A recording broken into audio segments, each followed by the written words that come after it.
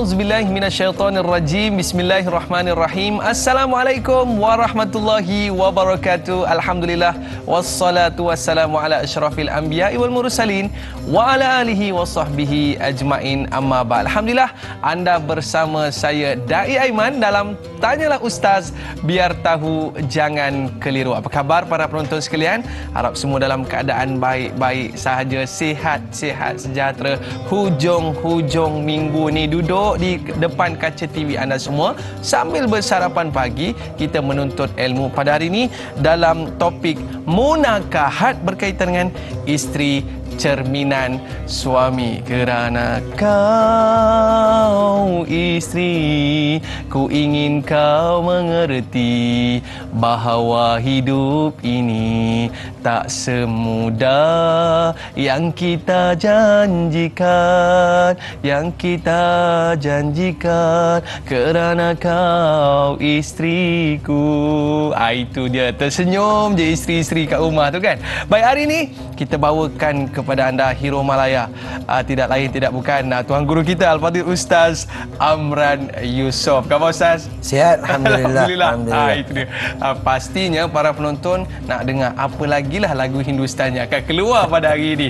Nanti kasih hingga ke akhir rancangan. Baik Ustaz, pastinya setiap suami mendambakan isteri yang solehah, ya, bangun-bangun pagi siap dah Nescafe secawan kan Ustaz, ya?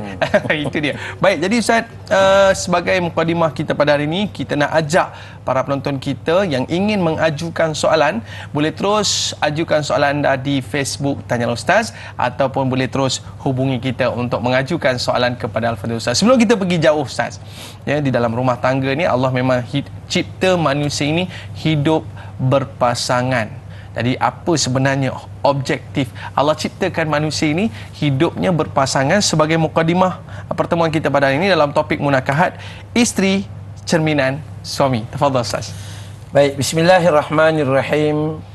Assalamualaikum warahmatullahi wabarakatuh. Waalaikumsalam. Innal hamdalillah nahmaduhu wa nasta'inuhu wa nastaghfiruh wa na'udzu billahi min syururi anfusina wa min sayyiati a'malina, may yahdihillahu fala mudilla lahu wa may yudlil fala hadiyalah. Asyhadu an la ilaha illallah wahdahu la syarika lah wa asyhadu anna Muhammadan abduhu wa rasuluh. Allahumma salli ala Muhammad wa ala ali Muhammad, amma ba'du. Alhamdulillah, Dai Aiman, insya-Allah pagi ini kita akan sebut tentang isteri cerminan suami. Yang paling penting nak bagi tahu untuk pemahaman semua bahawa isteri cerminan suami ini bukanlah datang daripada sebutan hadis, bukan datang daripada sebutan Al-Quran, bukan datang daripada sebutan para ulama, bukan. Tapi ini kalimah-kalimah yang dikaitkan dengan tanggungjawab seorang suami terhadap isteri dia. So tak ada hadis yang kata bahawa isteri ni adalah cerminan suami. Itu asasnya untuk kita faham dululah. Kalau ada pun maudhu' lah kot. Itu palsu lah. Tapi nak bagi tahu bahawa kalimah isteri cerminan suami maksudnya nak menunjukkan, bahasa tu nak menunjukkan sebagaimana bentuknya isteri itu, maka itulah suaminya. Dan itulah suaminya. Maka dari sudut kalimah ini, ada kalanya nampak seperti betul dan ada kalanya nampak seperti tak betul. Kerana apa? Kerana suami hanya bertanggungjawab menghantar dan memberi risalah-risalah kebenaran, memberi dia nasihat. Tetapi kalau isteri itu tak nak dengar cakap juga, maka suami tak boleh buat apa-apa. Jadi tanggungjawab suami itu. Sebab tu bila ulama kata isteri cerminan suami ini adalah kalimah yang nak menunjukkan besarnya tanggungjawab seorang suami, seumpama kalau begitulah perangai isteri, itulah awak sebenarnya wahai suami. Begitu sebenarnya. Tetapi haruslah difahami dengan lebih luas.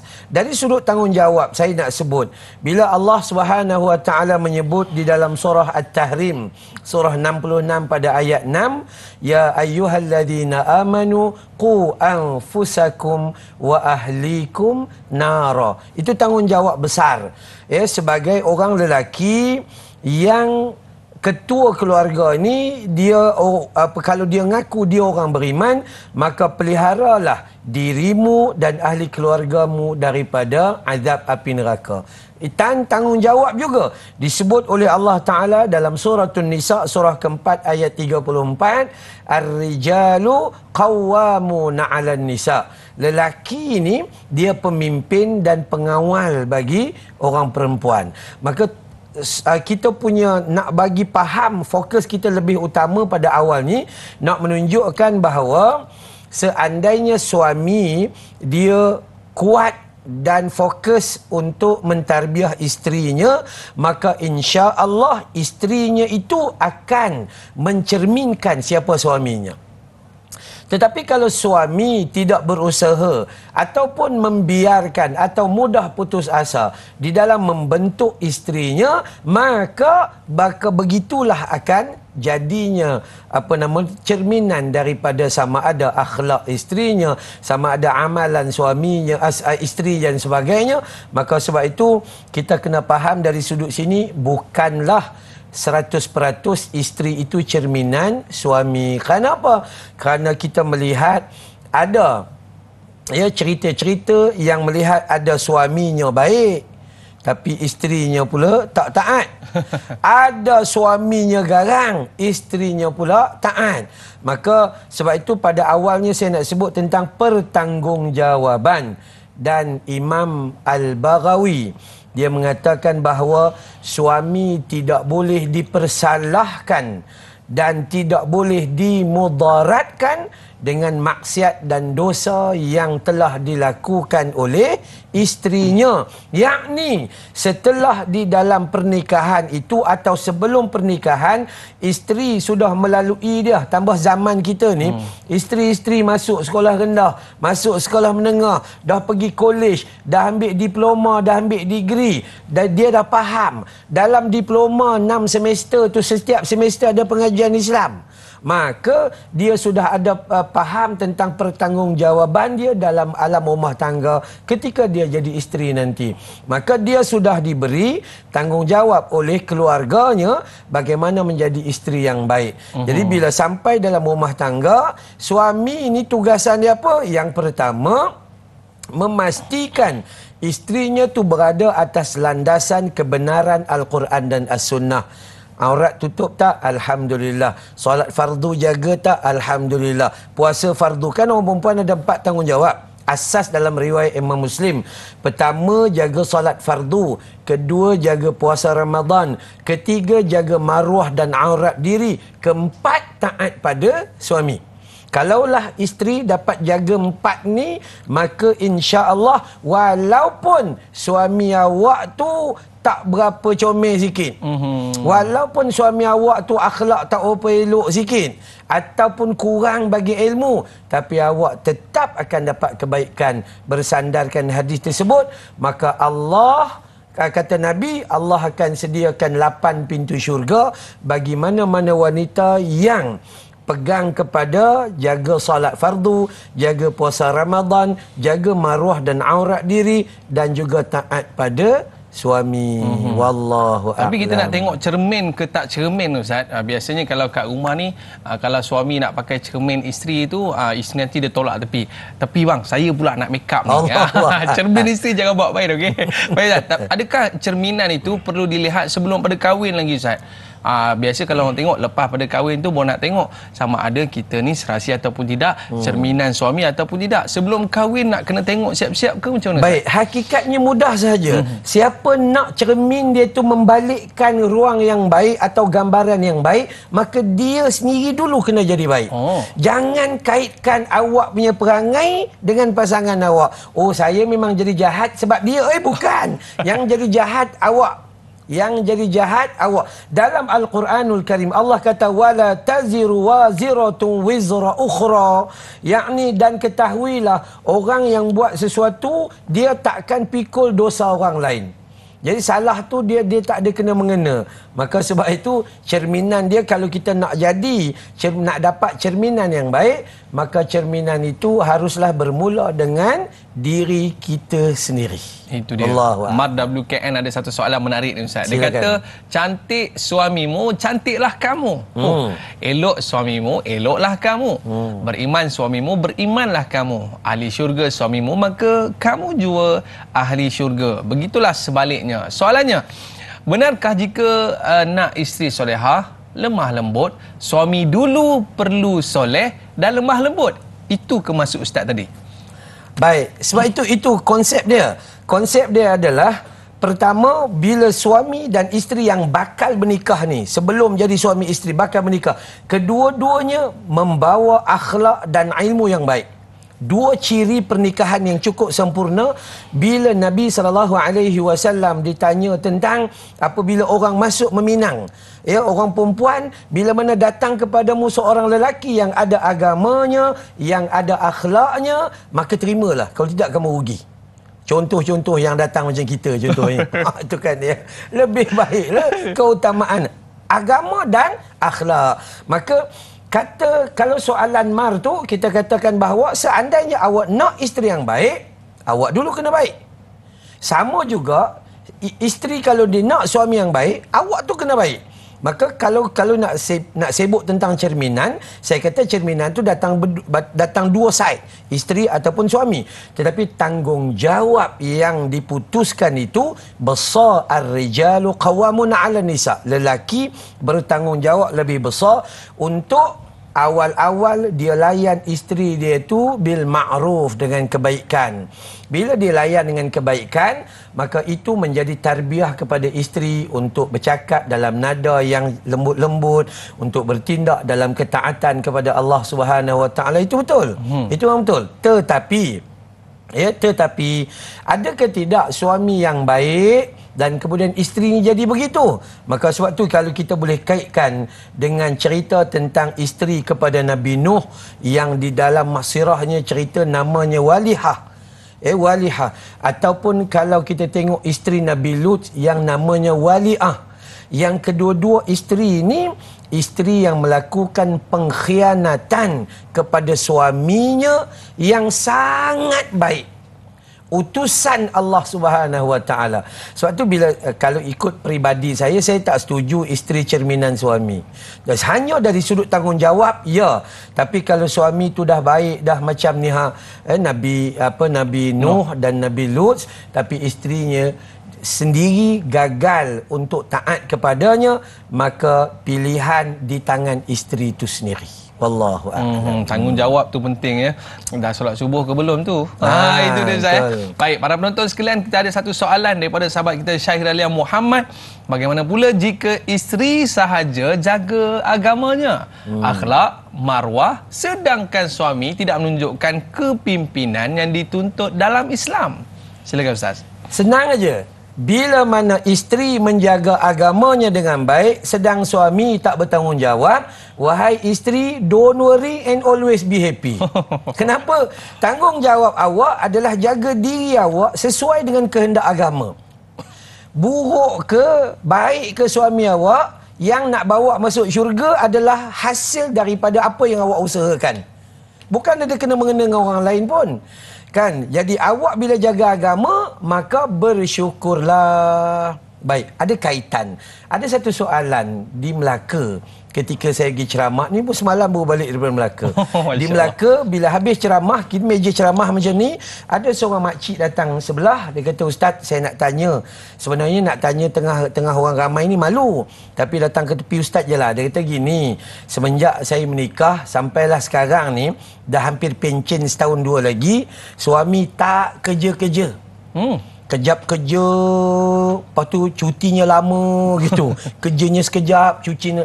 Jadi sokongan untuk saraan hidup untuk dia, suami dan keluarga tu datang daripada dia, makcik ni sendiri. Sampailah tahap ni dah.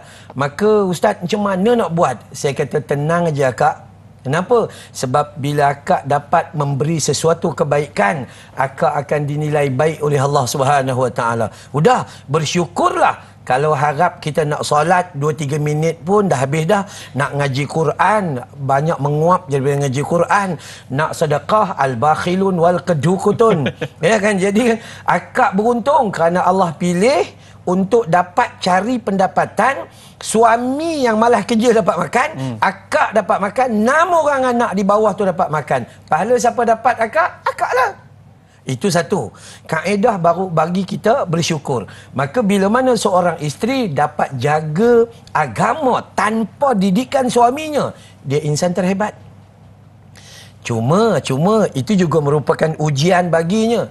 Mentang-mentang awak geng marhaban, tu kan.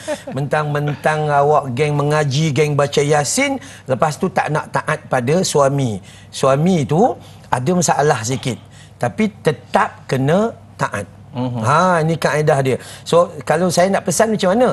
Isteri yang dapat jaga agama, bawalah akhlak dan agama itu untuk paling tidak dapat dilihat secara nasihat oleh suaminya.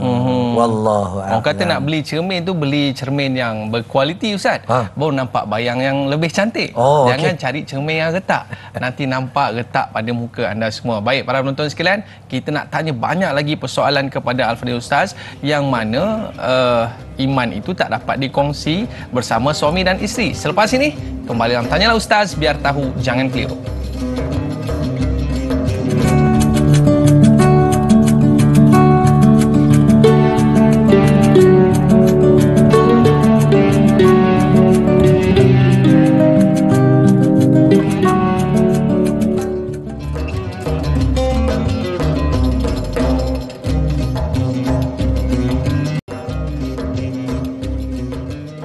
Iman tak dapat diwarisi dari seorang ayah yang bertakwa. Ia tak dapat dijual beli. Ia tiada di tepian pantai. Alhamdulillah, kembali dalam Tanyalah Ustaz, biar tahu jangan keliru. Terima kasih para penonton. Ada yang baru buka TV sambil-sambil sarapan dengan keluarga. Hujung-hujung minggu ni ada yang duduk di kampung dengan atuk, dengan nenek sebab masih lagi cuti sekolah Ustaz. Mungkin lagi seminggu 2 dah nak masuk sekolah dah tu kan. Okey, sambil-sambil kita dapat menyaksikan pada hari ini dalam topik munakahat berkaitan dengan isteri, cerminan suami. Tadi dalam lirik lagu tadi dia kata Ustaz, iman tak dapat diwarisi daripada ayah kepada anak. Adakah suami juga tak dapat mewarisi keimanan itu kepada isteri itu sendiri Ustaz? Saya pasti itu dah tentu dah bahawa isteri orang Perlis contohnya, suami orang Johor bertemu di Kuala Lumpur. Mana tak ada siapa pun kenal, tapi itulah sebuah ujian dalam kehidupan. Seorang suka makan laksa Perlis, seorang laksa Johor, kan dia tak sama. Bentuk dia tu pun tak sama. Tiba-tiba duduk serumah nak cantum 2 laksa, satu rasa kari, satu rasa asam. Memang kena belajar untuk give and take, orang putih kata. Tu kan, untuk melengkapi dalam kehidupan. Jadi kalau soal iman, maka dah tentu tak boleh, tidak akan diwarisi. Tetapi bagi kita mewarisi ruang-ruang kebaikan itu ada. Sebab itu tugasan kepada kehidupan seorang suami terhadap ahlinya, yakni ahlil baiknya itu adalah dengan, ulama kata ada 3 benda. Perkara pertama, kenalkan dirimu, isterimu dan zuriat keturunanmu dengan Allah Subhanahu Wa Taala, dengan Rasul dan dengan Islam.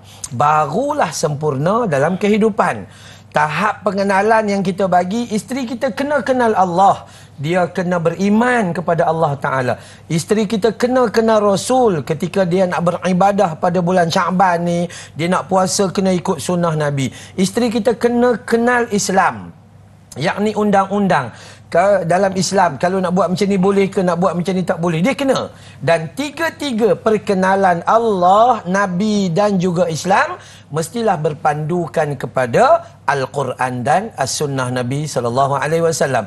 Itu tanggungjawab awal seorang suami untuk menjadikan atau membangunkan cermin yang tidak retak tadi itu. Itu dia Ustaz. Baik, sahabat kita Ustaz di talian dah standby dah daripada tadi. Assalamualaikum. Siapa di talian? Waalaikumsalam warahmatullahi wabarakatuh. Dai Aiman Azwan Sufian dan Ustaz Amran Yusof. Saya Omar Abdul Majid dari Fardah Cini Timur 3, Pekan Pahang. Assalamualaikum Ustaz dan Dai. Waalaikumsalam warahmatullahi wabarakatuh. Silakan dengan soalan. Soalan saya begini Ustaz. Ustaz, kadang-kadang kita lihat apabila kita wanita ini kadang-kadang dia gaji dia lebih besar, si isteri itu gaji besar daripada suami.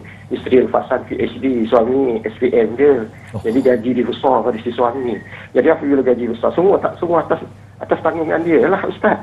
Makan, pakai, rumah, kereta, anak sekolah. Jadi si suami dah hilang dah taring dia, hilang dah kuasa dia. Tak ada apa, dia masalah apa, si isteri itu yang jadi ketuanya. Persoalan saya Ustaz, apakah ini juga boleh dikirakan isteri yang cerminan suami, sedangkan suami sendiri pun kadang-kadang jadi queen control pula, kata Firamli. Apakah ini juga boleh kita anggap sebagai isteri yang dikatakan cerminan suami yang kurang menyerlah ini Ustaz? Itu soalan saya Ustaz dan Dai. Assalamualaikum. Waalaikumsalam warahmatullahi wabarakatuh. Sila Ustaz. Baik, terima kasih Cik Omar Abdul Majid. Okey, begini sebenarnya.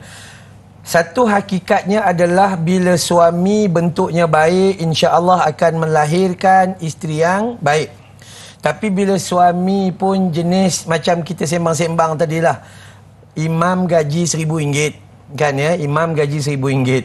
Kemudian macam mana nak jaga, nak bayar sewa rumah, nak bayar kereta, nak bayar motosikal kan, gini-gini, nak bagi pengajian anak-anak dan sebagainya. Maka kadang-kadang isteri tu, imam tu terpaksa kena keluar. Tak kisahlah jadi ejen apa-apa kan, buatlah berniaga apa-apa pun. Dan tiba-tiba macam yang Cik Umar kata ni, isteri dia usaha PhD, sedang dia SPM, tu pun 3 kali ulang. Tu kan ya. Maka gaji dia besar. Bila gaji dia besar, maka dalam keluarga tu sara hidup semua ditanggung oleh isteri. Dan dalam keadaan suami mengabaikan tanggungjawab, suami tak nak usaha, awak jadi tok imam, ya, allowance awak memanglah RM1,000, RM10 contohnya, RM1,050. Tapi awak tak boleh duduk diam macam tu. Awak kena usaha untuk cari sara hidup untuk keluarga. Dia tak boleh kata saya gaji kecil, tak boleh. Jadi cerminan buruk akan datang juga. Kita tengok ke cermin, maka jadilah cerminan buruk seperti mana apa yang dimaksudkan oleh Cik Umar ni. Isteri pula yang jadi orang yang memutuskan apa-apa. Kenapa? Sebab dialah yang mengeluarkan belanja dalam kehidupan. Bayar kenderaan pun dia, bayar bil api, bayar bil air pun dia, anak pergi sekolah dalam kolej ke, semua dia. Maka di sini juga cerminan kelemahan seorang suami apabila dia tidak berusaha. Tetapi kalau dia berusaha macam-macam, berniaga tak jadi, 18 kali buka perniagaan, fail, semua out, maka isteri kata sepatutnya dia jadi macam soalan yang tadi. Ruang dia adalah dia bersyukur kerana dia dapat membantu suami, anak-anak dan ahli keluarga. Siapa nafkah mana yang paling baik kata Nabi? Nafkah orang yang paling hampir denganmu. So suami, perkara pertama sekali, tinggi mana pun darjat isteri awak dah tahap gaji dia tu, tanggungjawab dalam keluarga yang asas makan, minum, pakai dan tempat tinggal adalah tanggungjawabmu sekadar kemampuan yang awak bagi. Kalau awak hanya boleh bagi nasi lemak, telur suku aja. Nasi lemak. Jadi isteri tak boleh minta nasi lemak sotong kembang. Dia tak boleh. Dia kena makan yang tu je. Melainkan isteri kata tak apa, saya ada duit lebih, sotong kembang kita tambah sikit lagi dengan duit saya. Maka di sinilah kelengkapan di antara tadi orang Perlis dengan orang Johor tu saling lengkap melengkapi antara satu sama lain. Wallahu Tapi biasanya isteri dia akan beralah, Ustaz. Betul. Dia akan belajar macam mana nak masak laksa Johor ni, nak ambil hati suami kan. Ya, Itu betul. dia. Baik, Ustaz, kita ada pemanggil di talian. Assalamualaikum. Siapa di talian? Waalaikumsalam warahmatullahi wabarakatuh. Dan Ahmad Ustaz, saya Ismail. Okey, soalan saya begini dengan Ustaz. Adakah untuk menjadi isteri cerminan suami yang terbaik ini meliputi ciri-ciri akhlak berwibawa, tutur kata dan perilaku dan seumpamanya? Itu soalan saya begini. Terima kasih. Assalamualaikum warahmatullahi wabarakatuh. Waalaikumsalam warahmatullahi wabarakatuh. Sila, Ustaz. Baik, kalau kita kaitkan dengan penerangan yang saya bagi tahu tadi, kita ada tugasan 3. Kita kena kenalkan keluarga kita, isteri kita ni kepada Allah, Rasul dan Islam berpandukan Quran dan Sunnah. Maka ulama dia buat kesimpulan, seorang suami memang kelayakannya itu adalah menjadi pemimpin, dan tugas menjadi pemimpin adalah mendidik isterinya, menyuruh isterinya, yakni di dalam sama-sama menunaikan kewajiban. Apa kaitannya? Kaitannya adalah kalau ketika awak nak solat, kalau awak tak ke masjid, maka pastikan seorang suami jadi imam kepada isterinya dalam solat. Jangan suami solat dalam bilik ini, isteri solat dalam bilik ini, itu bukan tarbiyah. Itu kaedah dia. Kalau awak nak puasa sunat, ajak isteri sekali puasa sunat. Kalau awak nak pakai baju, saya Alhamdulillah pakai baju. Kalau saya pakai purple, light purple hari ni, isteri saya juga akan pakai light purple. Ya, kami akan sedondon pada sepanjang waktu. Masya Allah. Itu kan. Dan kami akan tempah baju dengan sedikit berusaha untuk tahap tu. Kenapa? Rupa-rupanya inilah kaedah bagi kita mendidik dan memaparkan kasih sayang antara satu sama lain. Jangan ikut sukalah. Awak nak pakai baju apa, awak pakai. Itu bukan. Itu baru cerminan, Ustaz. Ini baru betul-betul nampak sedondon kan ya. Kalau hidup sepanjang zaman tu berdondon-dondon gitu. Ini nikmat yang sepatutnya. Maka kata ulama berdasarkan kepada yang 3 tadi itu, Allah, Rasul dan Islam, maka tanggungjawab suami dia buat baik dan dia ajak isteri buat baik. Itu satu. Ketika dia meninggalkan kejahatan dan dosa, dia larang isterinya daripada jahat dan dosa. Itu baru betul. Jadi dia tidak membiarkan yang solat, yang solat, yang solat. Tak boleh. Yang jom solat. Awak jadi makmum. Dalam solat ni awak boleh belajar. Contoh gitu. Ya, kalau kita kan solat jemaah ni boleh dibuat di mana-mana. Katalah kita tak sempat pergi masjid di rumah, kemudian pesan dengan isteri, yang tunggu ya, saya sampai lambat sikit, jalan jam. Okey, 2 suku sembahyang Zuhur dalam rumah. Sebab dah lambat ni, dah lambat. Maka pesan dengan isteri, isteri tunggu kejap. Isteri yang baik, dia akan kata tak apa, saya tunggu. Sebab ada dalam hadis Nabi SAW, tunggu dan tunggu suami balik dan solat. Ini sebenarnya nampak macam kecil, tapi ini didikan yang besar. Didikan yang sangat besar. Dan macam yang Da'i kata tadi, ya betul. Isteri biasanya dia beralah. Dia beralah. Isteri saya sendiri biasa suka makan benda yang pedas. Tapi sejak menikah dengan saya 1.5 tahun yang lepas, dia tinggalkan yang pedas, dia ikut saya makan benda yang manis. Akhirnya saya yang ada kencing manis pun risau. Takut dia pula kena kencing manis. Kan? Maka akhlak apa sebagainya lah. 2 benda yang paling asas. Bila kita buat baik, kita ajak dia buat baik. Bila kita tinggalkan kejahatan, kita cerita kenapa kita tinggalkan kejahatan, larang dia daripada buat perkara tersebut. Di sinilah kemenangan yang paling besar. Jangan jadi macam kita mak bapak pergi ke masjid. Contoh ya, suami pergi ke masjid dengar ceramah, nak tambah ilmu, dan dia tak mampu didik isteri, tapi dia tak ajak isteri pergi ke masjid untuk buat pengajian, untuk belajar pengajian. Jadi isteri makin hari makin tak ada ilmu, isteri makin terdedah kepada media sosial, dan akhirnya input yang masuk adalah input yang tidak menepati Al-Quran dan As-Sunnah Nabi SAW. Ini masalah, Ustaz, bila Ustaz cakap media sosial tadi. Masalah keluarga semua je nak cerita. Jadi sahabat kita ni ada nak mengadu sikit, Ustaz. Ruby Abu Bakar ni kot, Ruby AB. Ustaz, saya nak tanya, bagi seorang isteri selain nak jadi isteri cerminan suami, dan bagaimanakah nak jadi isteri dambaan syurga? Kerana zaman sekarang bila bergaduh je, segala aib dan keburukan pasangan dibuka di media sosial.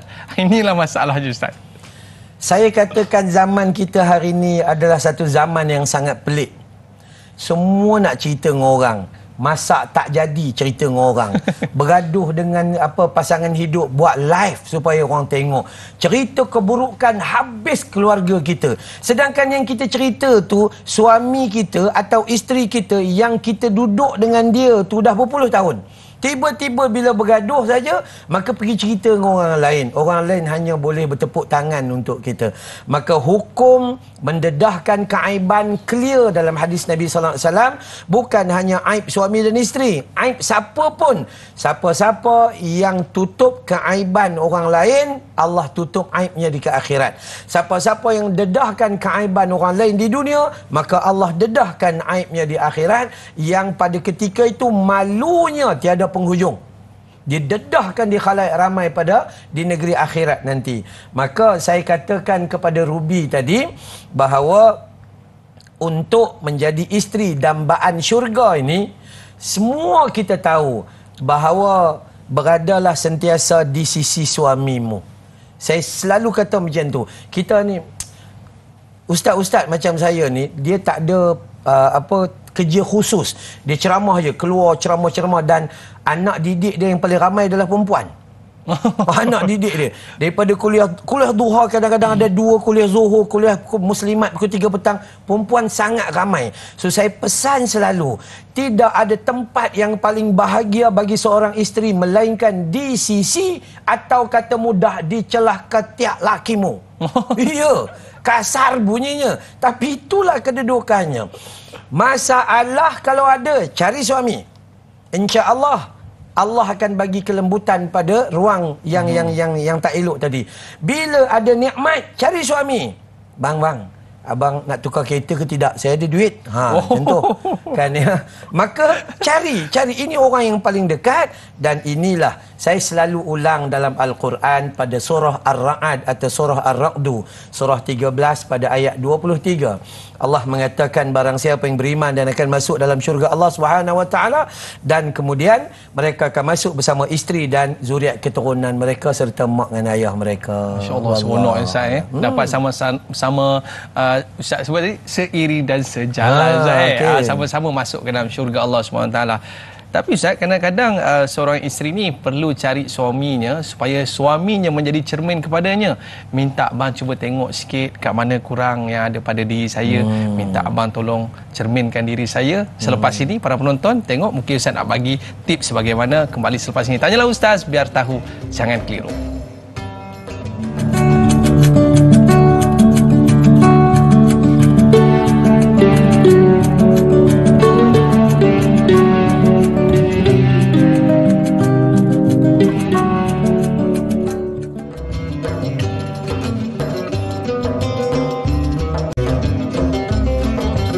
Alhamdulillah, kembali dalam Tanyalah Ustaz, biar tahu, jangan keliru. Kadang-kadang seorang isteri ni perlu cari cermin untuk dirinya sendiri, iaitu si suami. Adakah perlu Ustaz, si isteri ini mencari suaminya untuk bertanya kepada suami, bang, dekat mana lagi kurangnya saya ni untuk abang? Silakan Ustaz. Baik, bismillahirrahmanirrahim. Kata mudah, bukan hanya isteri je. Bang, tolong cerminkan saya sikit. Kat mana yang tak betul untuk saya, betulkan. Bukan hanya isteri, suami pun gitu. Yang tolong tengok kat mana yang sengit. Saya rasa semua saya betul aja. Itu pun satu. Sebab orang lelaki ni, bahasa mudah dia dikenali sebagai ada sifat ego. Jadi orang perempuan, kalau dia nak jadi isteri yang baik, dia akan tanya suami dia, bang, okey ke tidak? Macam ni okey ke tidak? Macam ni okey ke tidak? Ni tak lama lagi nak raya ni, baju sedondon warna apa? Kalau abang suka, saya ikut. Tu macam tu. Baju jenis apa nak? Nak kebaya ke? Nak gitu ke? Ya, tanya je. InsyaAllah. Kalau kita, okey, simple, untuk kita faham tentang diri kita, jangan tanya dengan teman kita yang baik, tapi tanya dengan musuh kita, kata ulama. Bila kita tanya dengan musuh, baru kita jumpa kelemahan kita. Bila tanya dengan kawan kita yang jenis belanja roti canai apa semua, dia akan jaga hati. So pasangan hidup ni, dia datang daripada Perlis tadi tu. Ya. Kita daripada Johor. So, cuba bagi tahu sikit, kat mana pula apa kuah laksa yang tak betul? Contoh begitu. Alhamdulillah, di sana kita akan dapat belajar. Suami pun sama. Yang kat mana lagi yang saya tak betul, tolong betulkan. Kat mana? Saya betulkan, insya-Allah. Cuma untuk bagi saya faham awak secara contohnya, saya selalu remind isteri saya, kita baru menikah setahun setengah. Kan tak sampai setahun setengah lagi. Jadi awak kena bercakap, kena bagi tahu baru saya faham. Kadang-kadang orang lelaki ni dia heartless. Kan? Dia heartless. Apa maksud Ustaz? Heartless, dia tak ada jiwa dan perasaan. Dia tak, orang perempuan dia lain, orang perempuan. Dia ni contoh ya, bagi kita orang lelaki, jangan tanya, wahai Da'i Aiman, ingat ke tidak baju warna apa waktu kita jumpa di Padang Kota Lama sebelum mula dulu? Takkan ada harapan. Sebab baju isteri pergi pasar pagi tadi pun kita tak ingat dia pakai baju apa. Tapi orang perempuan dia sangat teliti. Dia boleh tanya kita, bang, kalau awak sayang ke saya, baju apa yang saya pakai waktu kita jumpa tahun 1972? Allahu Rabbi. Tu kan. Maka di sini ada satu kelemahan dan satu kelebihan. Ada isteri yang ada sikit kelemahan dan suami ada kelebihan, tampal. Ada suami yang ada kekurangan, isterinya ada kelebihan, tampal. Maka kalaulah kedua-duanya saling lengkap melengkapi, maka kedua-duanya menjadi cerminan yang baik kepada pasangan hidup dia. Yang saya rasa baju awak hari ni tak berapa elok. Nampak macam ketat sikit. Awak kan untuk saya je, mana boleh tengok ngolek. Tu contoh kan. Isteri pula kata, bang, awak nak keluar TV takkan pakai begini. Contohnya kan. Dia betulkan dan remind dan tazkirah, ingat mengingati antara satu sama lain. Wallahu a'lam. Komunikasi tu penting dalam keluarga. Ya, Selepas ini kita cerita komunikasi, tapi sebelum tu kita ada pemanggil di talian nak bersama dengan Al-Fadhil Ustaz. Assalamualaikum. Siapa di talian? Waalaikumsalam warahmatullahi wabarakatuh. Silakan. Saya ni Baharudin Kasim. Silakan tuan dengan soalan. Ustaz, saya nak tanya Ustaz kan. Okey, berkenaan dengan cerminan suami ni. Katalah suami itu tu seorang ketua, memang ketua keluarga, ketua masyarakat apa semua kan. Tapi kadang-kadang suami dia tu ada buat silap, ada buat yang keputusan yang tak betul kan. Tapi si isteri ni, seorang isteri yang kena taat pada suami ni, dia pun mengiyakan apa yang suami dia buat. Jadi adakah cara isteri itu betul, ataupun mungkin ada kaedah-kaedah lain yang Ustaz boleh bagi panduan lah pada isteri macam ni dan juga pada suami macam ni. Itu je saya punya soalan Ustaz pada Ustaz pagi ni. Okey Ustaz, Assalamualaikum warahmatullahi wabarakatuh. Waalaikumsalam warahmatullahi wabarakatuh. Ini biasa orang sebut Ustaz, yes boss. Yes. Gitu. Baik, di dalam Islam, ketaatan kepada kedua orang tua, ketaatan kepada suami, ketaatan kepada bos atau majikan adalah selagi taat itu tidak berlawan dengan ketaatan kepada Allah dan Rasul. Tidak bercanggah dengan kehendak Al-Quran dan As-Sunnah Nabi SAW. Seorang isteri yang baik, bila dia nampak ada salah terhadap suaminya, maka dengan hemah ataupun rentak yang lembut, dia bagi nasihat kepada suami dia. Itu yang betul. Bukan kata, bang, elok bang, abang sejak makan rasuah ni banyak emas saya boleh beli. Itu jangan. Bukan. Kena bagi tahu, bang, minta maaf bang, duit haram jangan masuklah rumah kita. Jangan sesekali. Biarlah kita jadi orang susah sepanjang hidup. Tak lama hidup, 60 tahun. Lepas tu calo bete, calo kerte. Dan di akhirat kita akan kekal. Kita tak nak sebab duit rasuah ni, kita jadi orang yang akan kekal dalam neraka jahanam. Kita tak nak. Isteri yang baik mentaati suami, atau anak yang baik mentaati mak bapak selagi apa yang disuruh oleh mak bapak dan suami itu seperti mana seiring dengan kehendak Allah dan Rasul, dan tidak bercanggah dengan larangan-larangan yang ada di dalam guide Islam ini. Maka yang tu kita kena faham. Itu tanda orang baik. Orang baik dia takkan biarkan pasangan dia buat jahat. Kan ya, orang yang baik dia tak akan biarkan pasangan dia buat benda yang mudarat, tapi dia akan panggil pasangan dia dengan panggilan-panggilan yang baik. Maksudnya, yang jom kita buat amal sikit. Tak apa, buat sikit-sikit cukup, tak payah buat banyak sangat. Jangan ajak pasangan buat solat tahajud sampai 40 rakaat. Awak pun 2 tahun sekali baru buat. Jadi ajak buat 2 rakaat aja. Tak payah baca surah Al-Baqarah. Kan ya, surah Al-Baqarah 286 tambah dengan surah An-Nisa 176, 76 kita. Jadi baca yang mudah-mudah aja. Maka bentuk isteri seperti mana yang diajar oleh Nabi SAW. Dalam keluarga Nabi pun isteri komplain juga. Aisyah komplain, ya Rasulullah, asyik sebut nama Khadijah aja, kan dia dah meninggal. Aisyah menikah dengan Nabi selepas kewafatan Khadijah, dalam tempoh 3 tahun selepas Nabi menikahi Sang Odah, baru menikah dengan Aisyah. Jadi Aisyah tak sempat pun jumpa dengan Khadijah. Tapi ada ke tidak perasaan cemburu tu? Ada. Ada ke tidak komplain tu? Ada. Kerana sebab itulah fitrah manusia. Sebab itu dia bagi pada seorang isteri, yang isteri ni dia memang ada masalah. Orang perempuan, masalah dia adalah emosi agak terkehadapan berbanding dengan kesempurnaan akal. Jadi dia kadang-kadang dia emosi cepat sikit. Tapi orang perempuan dia cepat juga sejuk. Bagi orang lelaki dia lambat sikit, nampak macam pick up slow je kan. Tak tahu dia tak pakai tebu kot kan ya. Jadi dia pick up dia slow, tapi rupanya dia ambil masa untuk memikirkan dan memutuskan dengan perkara yang baik. Jadi saya katakan pada soalan Cik Baharudin tadi ni, bahawa kita katakan bahawa taat kepada pasangan hidup ataupun suami selagi tidak menyalahi hukum itu kena. Kalau kita betul tanda kita sayang, maka kalau suami salah, katakan, bang, ni tak boleh, salah bang. Kita tak nak bawa benda laknat di dalam keluarga kita. Wallah. Itu dia Ustaz. Baik Ustaz. Jadi kita melihatkan dalam kehidupan kita ni bergantung kepada bagaimana kita bawa keluarga itu mengenal Allah, mengenal baginda sallallahu alaihi wasallam. Baik Ustaz, sahabat kita di Facebook, Muhammad Faizal bin Ahmad, aurat wanita dikatakan dengan suami masing-masing. Jika wanita itu tidak menutup aurat, suami mereka turut akan menanggung dosa. Kita sering mendengar bahawa selepas berkahwin, dosa isteri akan ditanggung oleh suami. Betul ke Ustaz begitu? Bukankah dalam Islam tidak ada konsep seseorang menanggung dosa orang yang lain? Silakan Ustaz. Okey, baik.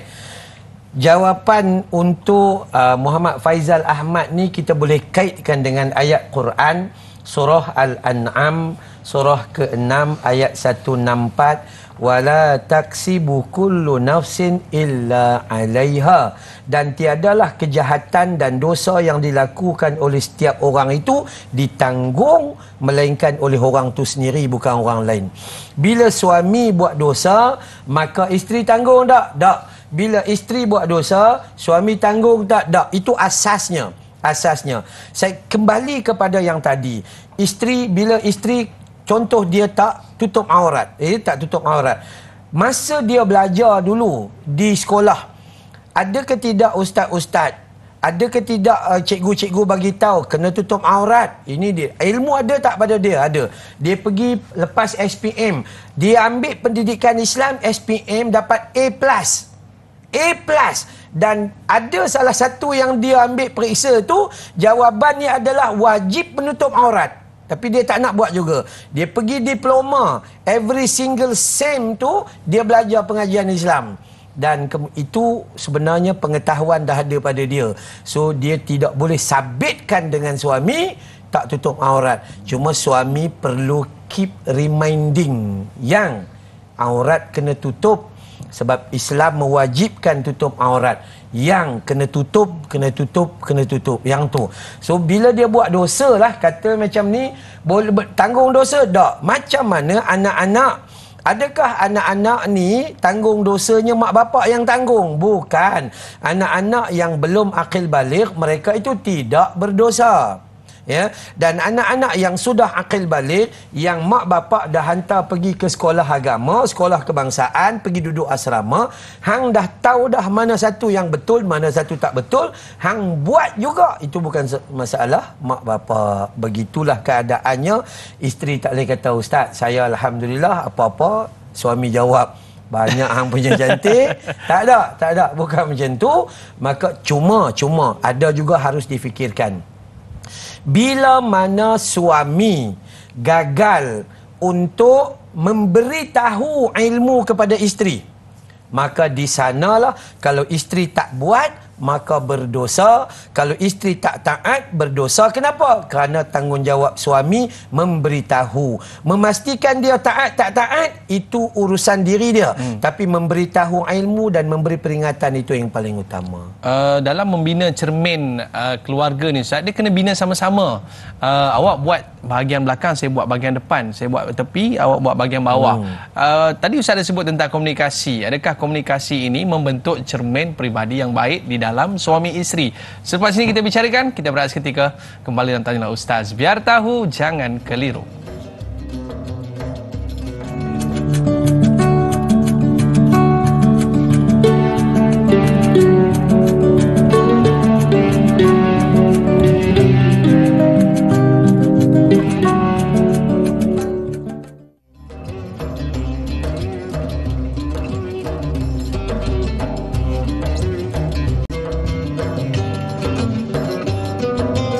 Alhamdulillah, kembali dalam Tanyalah Ustaz. Biar tahu, jangan keliru. Suami, isteri cerminan suami, Ustaz. Tadi Ustaz sebut tentang komunikasi. Mungkin Ustaz boleh kongsi sikit dalam kita membina sebuah rumah tangga yang baik, pasaknya adalah komunikasi. Bagi tahu je apa yang tak puas hati dan diperbaiki, moga menjadi satu inspirasi. Silakan Ustaz. Baik. Suami dan isteri kita bukan Tok Nujum yang boleh faham akal fikir dan jantung hati kita. Tak ada. Dia cuma pandang dari sudut zahir. Zahir tu pun kadang dia tak faham. Dia tengok kita senyap, entah senyum, entah sedih pun dia tak tahu. Kan ya. Jadi komunikasi adalah perkara yang sangat penting. Bila mana ada sesuatu nak disampaikan, maka sampaikanlah. Bila mana ada sesuatu yang nak ditanya, maka tanyalah berhadapan. Jangan tangguh untuk bertanya. Jangan tangguh untuk memberitahu apa yang ada dalam hati. Tetapi dengan menggunakan kalimah-kalimah mulia. Kata-kata yang baik-baik, bukan dengan caci maki dan kebencian. Contoh. Saya ni tak apa faham lah. Awak begini kan. Bang macam sekian. Dia jangan ini, kenapa ya? Mengapa ya? Bagaimana? Semua persoalan. Apa kan? Semua persoalan gitu. Tak. Hakikatnya bila kita ni yang saya rasa macam tak apa clear lah. Kan? Boleh tak kita duduk sembang sekejap begini. Kenapa ya? Gitu. Maka saya katakan poin pertama adalah isteri kita bukan Tok Nujum. Bukan. Suami kita bukan Tok Nujum yang boleh baca nang buti nang kui. Bukan, tak boleh. Dia hanya tengok di zahir kita je. Kalau kita senyum, maka dia seronok. Kalau kita masam, maka dia sedih. Dan ketika senyum, tak tanya tak apa, alhamdulillah, bahagia dah. Tapi ketika dia diam, bang, awak ada masalah ke? Cuba cerita, mana tahu.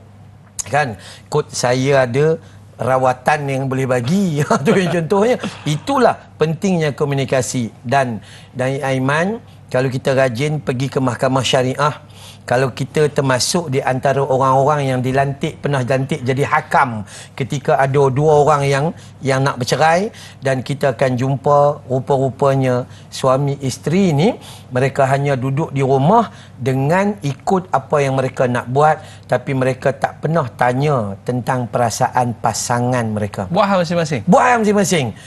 Saya Contoh hak macam baju tadi lah. Saya nak pakai baju warna ni, ikut suka saya. Awak nak pilih, awak punya lah cara lah, ikut suka. Tak. Pada hakikatnya, walaupun dalam bentuk yang nampak macam sikit, contohnya makanan tadi tu kan. Okey, kita suka makan. Saya suka makan kopi. Minum kopi. Kopi daripada Kedah. Original memang. Kopi tu dia punya mesin pakai tangan macam tu kan. 3-in-1 tak boleh saya. Tak boleh. Dia kena bancuh. Dia kena bancuh macam tu. So isteri lama-lama dia bila dia bancuh dia rasa, dia bancuh dia rasa, dia bancuh dia rasa, lama-lama dia punya rasa pun sama macam kita. So dia pun tak minum benda lain, dia minum kopi. Kopi tu juga. Kan?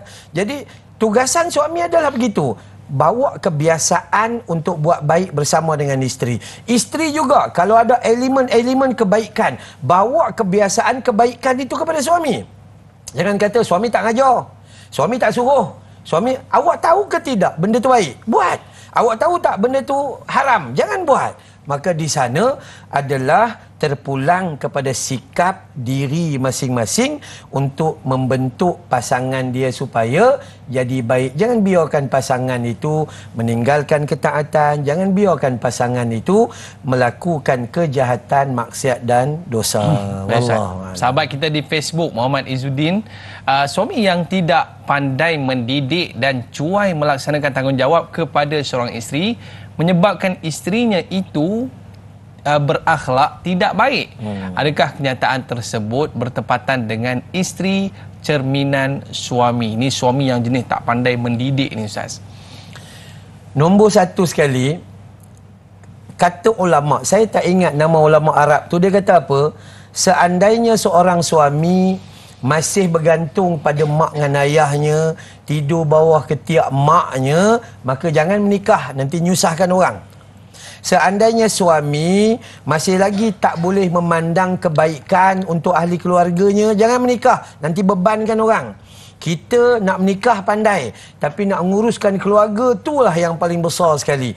Maka adakah sekian ditanya sekian macam tu, maka saya katakan gini, seandainya betul kita kata suami itu dia tanggungjawab dia adalah sekian, tapi isteri pun dia perlu faham diri dia mana arah tuju yang dia nak pergi, arah kanan ke syurga atau arah kiri ke neraka. Cuba kita tengok bandingan yang Allah Ta'ala sebut di dalam Al-Quran surah At-Tahrim surah 66 ayat 11 berhubung dengan kisah Asiyah Muzahin, isteri kepada Fir'aun. Kata Allah, wa daraballahu mathalan lilladzina amanu imra'ata fir'auna idh qalat rabbi ibni li 'indaka baitan fil jannah wa najjini min fir'auna wa 'amalihi wa najjini minal qaumidh zalimin. Ni Asiyah. Ya, siapa dia? Isteri kepada Fir'aun, penyamun dan penyangak paling besar dalam sejarah. Jahat. Manusia paling besar dalam sejarah. Penyakit pun tak nak pergi ke dia. Binatang pun tak nak pergi dengan dia. Lalat pun tak nak pergi dengan dia. Kata dalam ayat ni, dan Allah mengemukakan satu misal perbandingan kepada orang mukmin berhubung dengan orang-orang kafir perihal isteri Fir'aun. Ketika dia berkata, ni isteri Fir'aun, isteri kepada orang paling jahat. Apa katanya? Ya Allah, ya Tuhan, binalah bagiku sebuah rumah di dalam syurgamu. Allahu Akbar. Tengok.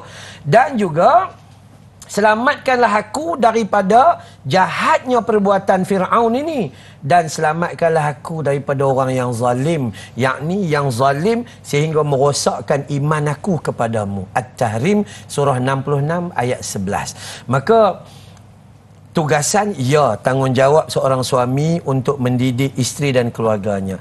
Tapi wahai isteri, seandainya kamu dapat suami yang kurang bertanggungjawab dan kurang mengajar kepada kebaikan, jangan awak biarkan diri awak tercampak dalam kejahatan juga. Sedang awak sedang memahami ini jalan yang tak betul, awak kena keluar. Maksud keluar adalah pastikan diri dia berada di tempat yang betul seperti mana Asiyah. Kan? Jangan kata, oh suami dia jahat, dia pun jahat. Tak boleh. Ini cerminan yang tak betul sebenarnya. Maka jangan jadikan sabitan orang lain jahat, aku jahat. Dia tak boleh. Siapa nak jahat, terpulang. Dan saya selalu pesan kepada isteri saya, untuk kita mengubah orang lain, itu ada salah satu kebarangkalian yang jauh, sangat jauh. Kerana untuk mengubah diri sendiri pun manusia kurang mampu. Betul. Tugasan kita yang jom solat, yang jom ngaji Quran, yang jom ziarah mak awak dengan mak saya, yang gini jaga anak-anak. Kalau ada ruang, masak untuk keluarga. Kalau tak ada ruang, jom, tak ada masalah, kita pergi kedai. Tak ada masalah. So, buat kebaikan bersama-sama, tinggal kejahatan juga bersama-sama. Jadi ini sebenarnya tanggungjawab. Tapi kalau kita dah tunjuk dah suruh dah ajak dah buat dah, tapi dia masih lagi meninggalkan ketaatan, maka itu tidak ditanggung oleh suaminya. Dia masih juga menceburkan diri dalam kemaksiatan dan dosa, maka katakanlah isteri ini, suami pergi kerja, isteri keluar rumah, pergi rumah jiran, mengata. Dosa suami? Tak. Dosa isteri yang dia kena tanggung sendiri. Wallah. Itu dia Ustaz. Ustaz, ada tak ayat-ayat nak menundukkan isteri ni? Ataupun menundukkan hati isteri. Tapi itulah, masa kita dah tamat dah di TV3. Para penonton, jangan ke mana-mana. Kita nak kembali selepas ini di TV9 lagi 30 minit. Ustaz akan bagi ayat-ayat ataupun tips bagaimana nak menundukkan hati isteri. Jangan ke mana-mana, kembali selepas ini. Tanyalah Ustaz, biar tahu, jangan keliru.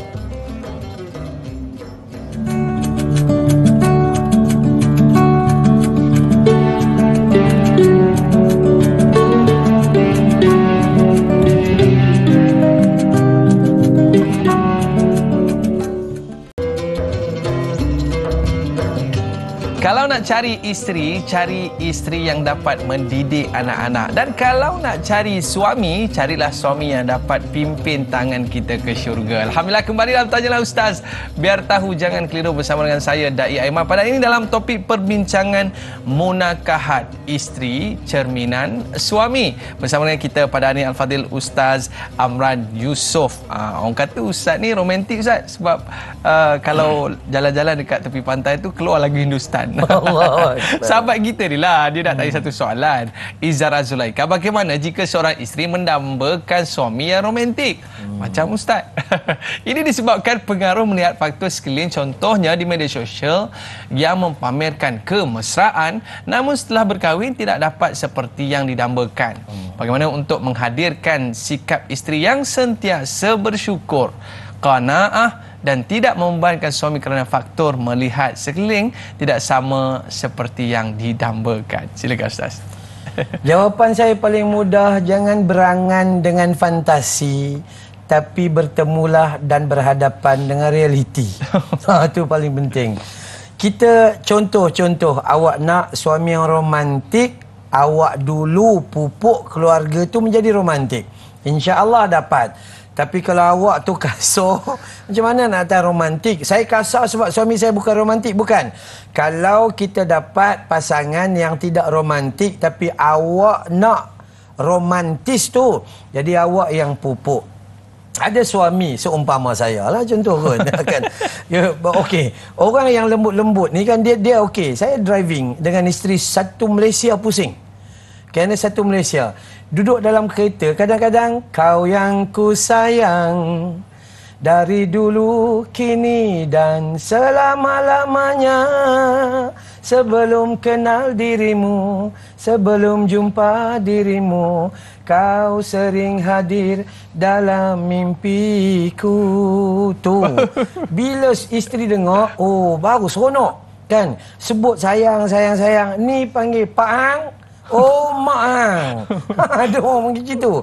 Maka sebab itu, dalam hal menilai untuk membentuk apa yang kita nak, katalah kita nak pasangan yang romantis, dan kita dulu perlu jadi romantis, InsyaAllah kita akan dapat. Tapi kalau kita tidak buat sedemikian, maka kita jangan harap. Maksudnya kaedah dia adalah, siapa yang suka memberi, dia akan jadi penerima. Siapa yang bagi banyak, dia akan dapat banyak. Siapa yang bagi sikit, dia akan dapat sikit. Siapa yang tak pernah memberi, maka jangan harap untuk jadi penerima. Itu konsep dia. Tapi katakanlah sampai kepada penghujung tu, bagaimana isteri yang romantis tapi tiba-tiba dapat suami yang tidak romantis, dan bagaimana bentuk kaedah dia bersyukur. Bila ada benda yang kita nak, Allah tak bagi, dan ada benda yang kita tak nak, Allah sediakan untuk kita. Kenapa? Disebabkan alladzi khalaqal mauta wal hayata liyabluwakum ayyukum ahsanu amala. Yang ni Allah nak tengok kebaikan kita tu, menilai kesyukuran kita dengan nikmat yang Allah bagi. Kita nak suami yang romantis tapi tak dapat yang jenis bukan tu kan ya. Tak tahulah jenis tu bengis lekut ya. Bukan romantis tapi bengis. Tapi kebaikannya adalah tanggungjawab terhadap keluarga itu kuat. Sangat jitu. Awak nak beli tudung bawal, tenggiri, kembung, jenahak dan pari, boleh je, tak ada masalah. Awak nak rumah boleh beli, awak nak kenderaan boleh beli, semua boleh beli. Anak-anak, alhamdulillah, suami dapat bagi tanggungjawab, bagi semua. Ada yang masuk universiti begitu begini. Jadi kaedah yang saya selalu pesan adalah tenang aja berhadapan dengan apa yang kita tidak suka, kerana dalam Quran surah Al-Baqarah Allah menyebut apa yang kita suka mungkin tak baik untuk kita, dan apa yang kita benci mungkin baik untuk kita. So tenang aja. Dan bila melihat kelemahan pasangan, jangan lupa kita juga ada kelemahan yang perlu dibaiki. Kita kata awak ni kenapa? Sebenarnya pasangan kita dah nampak lama dah kelemahan kita. Cuma sabarnya dia diam, tak apalah. Awak nampak satu kelemahan, semua je. Tu kan ya. Maka ada pasangan kita, dia nampak pasangan kelemahan dia dah nampak lah pasangan apa kita punya kelemahan dah bertahun-tahun. Tapi dia tenang, dia sabar, tak apalah, banyak lagi kelebihan yang dia. Wallah. Kalau kita tengok isteri yang solehah ni Ustaz, dia suka jadikan mak mertuanya sebagai cerminan. Mak boleh bagi tahu tak apa yang anak mak ni suka, apa yang anak mak ni suka makan dan sebagainya. Boleh tak kita buat macam tu Ustaz? Jadikan mak mertua ni sebagai cerminan untuk memperbaiki diri, berbuat baik pada suami. Sangat boleh. Ini terjadi pada saya sendiri. Kan, isteri saya balik di Kedah, saya suka makan gulai. So dia balik, dia belajar seperti mana, macam mana mak saya menumis, macam itulah cara dia menumis. Dan alhamdulillah Allah bagi gulai yang rasanya sama. Masya Allah. Mak saya buat laksa tu yang saya suka makan, dia belajar dan dia buat yang tu. Sekadar dia mampulah. Yang tak mampu kita jangan komplain lah. Tapi nampak tak usaha? Yes, betul. Bagaimana untuk jaga hati suami adalah dampingi mak kepada suami. Itu caranya. Suami Rahsia. ni, suami ni bila mana mak dengan ayahnya dihormati, maka besar penghormatannya pada pasangan dia. Tapi sesekali bila hang dok komplain apa mak hang, pak hang, memang tak ada harapan. Memang tak ada harapan. Situ kaedah dia. Begitu juga kita seorang suami, kalau nak jaga hati seorang isteri, maka jagalah ibu dan ayahnya. Akhlaknya sempurna, kasih sayang kepada mak mertua dan bapa mertua. InsyaAllah kita akan dapat kasih sayang daripada isteri, besar nikmatnya. Sampaikan pak mertua pun rasa, siapa yang masak ni dah confuse, menantu masak ke isteri masak ni? Lebih kurang sama je rasa Ustaz. Hebatnya. Baik Ustaz, jadi kita ada pemanggil di talian, boleh kita raikan Ustaz? Boleh, silakan. Okey, Assalamualaikum. Siapa di talian? Waalaikumsalam. Silakan. Dia daripada Hitam. Okey, teruskan dengan soalan. Waalaikumsalam warahmatullahi. Bagaimanakah kita para isteri ni untuk nak mencontohi seperti Sayyidatina Khadijah yang sepanjang hidupnya dikorbankan harta nyawa sekalipun untuk perjuangan Nabi Muhammad SAW, dan untuk menjadikan seperti sebuah lagu ni Ustaz, pada syurga di wajahmu tu. Jadi menjadi seorang isteri, penasihat, kawan dan segala-galanya pada suami lah. Jadi kalau suami dalam keadaan tertekan, dalam keadaan serba salah, macam-macam lah dalam semua, apa juga dalam segala segi lah. Minta penjelasan lebih lanjut bagaimanakah isteri-isteri ini mencontohi seperti Sayyidatina Khadijah itu. Saya terima kasih. Assalamualaikum. Waalaikumsalam warahmatullahi wabarakatuh. Sila Ustaz. Baik, untuk meletakkan isteri kita nak jadi seperti Sayyidatina Khadijah binti Khuwailid, maka agak terlalu sukar. Kerana apa? Sebab kita pun tak sejadi sepertinya Nabi SAW. Itu balik kepada cerminan. Baik. Seandainya seorang ketua keluarga itu ketua keluarga yang hebat dari sudut keimanan, amal dan takwa dan akhlaknya, insya-Allah akan terbentuk pada isteri kekuatan iman, amal dan takwanya. Seandainya ketua keluarga itu agak lemah, maka kedudukan pada isterinya juga lemah.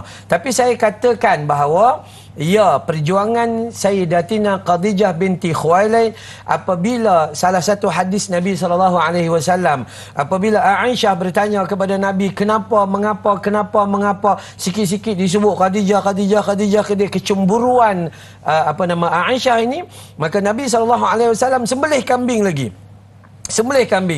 Hantar rumah kawan-kawan kepada arwah kepada Khadijah, bagi lagi. Dan apa kata Nabi? Nabi SAW kata kepada Aisyah, sesungguhnya kasih sayang aku tidak akan dibatasi oleh orang lain terhadap Khadijah, kerana ketika orang lain tidak mau beriman, maka Khadijah orang yang pertama beriman kepadaku. Ketika orang lain lari daripada aku, Khadijah mendatangi aku dan melahirkan 6 zuriat kepada aku. Ketika orang lain tak mau tolong aku, maka Khadijah datang dan bagi seluruh perniagaan untuk digunakan berdakwah ke jalan agama Allah Ta'ala. Maka sebab itulah Nabi menyebut Khadijah.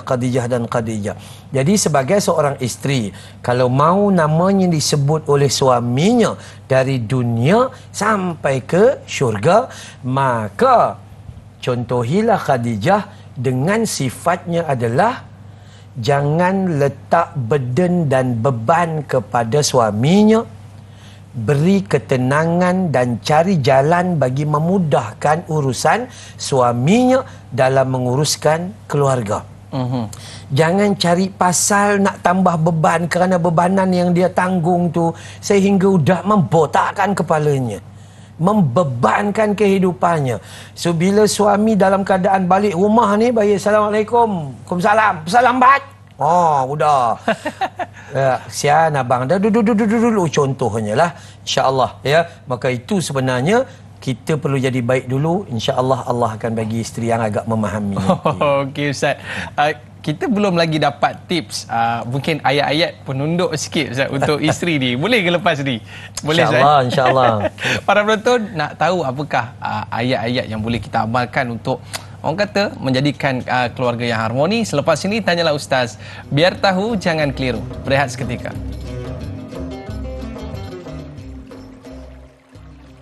Sallallahu ala Muhammad,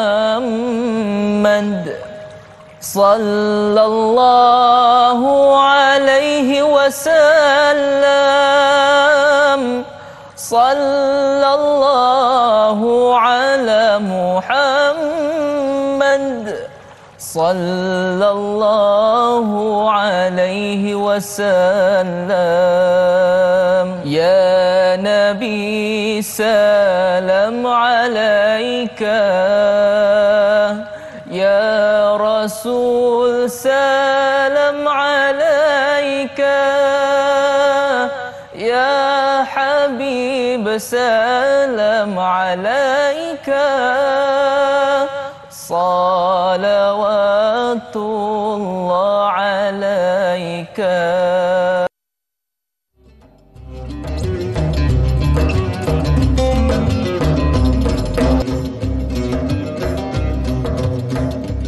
Alhamdulillah, kembali dalam Tanya Ustaz. Biar tahu jangan keliru, isteri cerminan suami. Baik Ustaz, ada tak mungkin ayat-ayat ke apa ke kan untuk kita ni melembutkan hati isteri? Boleh dengar kata suami kan?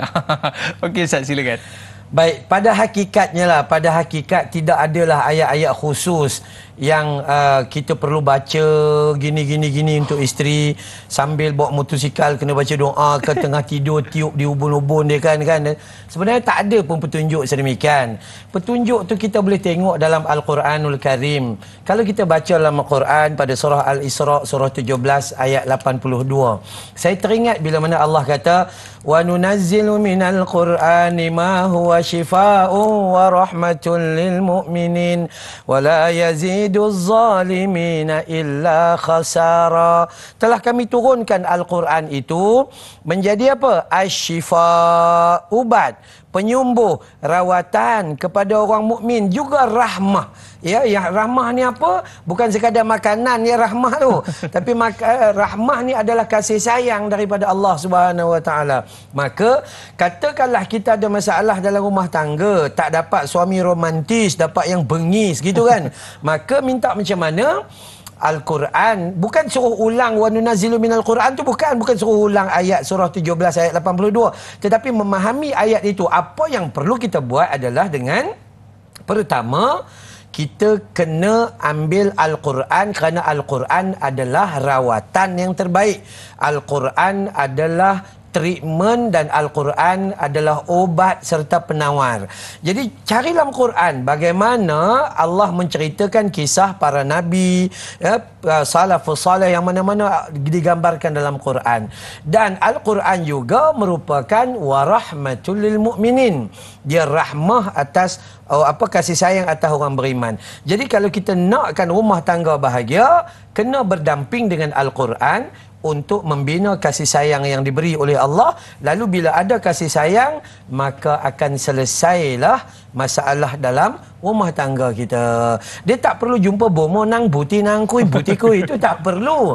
Cukup dengan kita mempamerkan kebaikan, memulakan sesuatu dengan bismillah dan menyudahi sesuatu dengan alhamdulillah. Banyak bersyukur dengan pasangan hidup kita, walaupun dia mulut tak banyak cakap tapi kerjanya banyak. Ya, ada seorang kakak tu dia komplain dengan saya, dia kata, Ustaz, 18 tahun ekonomi saya Ustaz, tak pernah elok menikah dengan suami saya. 18 tahun. Saya kata, akak ni terlupa melihat apa yang dah ada. Sebab tu akak duk tengok apa yang tak ada. Dia marah saya pula. Ustaz, apa yang ada pada saya? Ustaz, saya kata gini, macam ni akak. Masa akak dulu menikah berat 50 je. Sekarang dah 88 akak. Maka mana datang rezeki tu? Kan Allah salurkan melalui urusan yang dilakukan oleh suamimu. Maka mudahnya adalah balik kepada petunjuk Al-Quran, balik kepada tunjuk hadis. Di sana digambarkan bagaimana menjadi isteri, bagaimana menjadi suami yang baik di sisi Allah Subhanahu Wa Taala. Tapi Ustaz, ada setengah rumah ni cermin dia banyak Ustaz. Ini jadi bukan ada isteri yang ramai lah kan. Jadi sahabat kita ni Mas Niza, bagaimana suami yang berpoligami?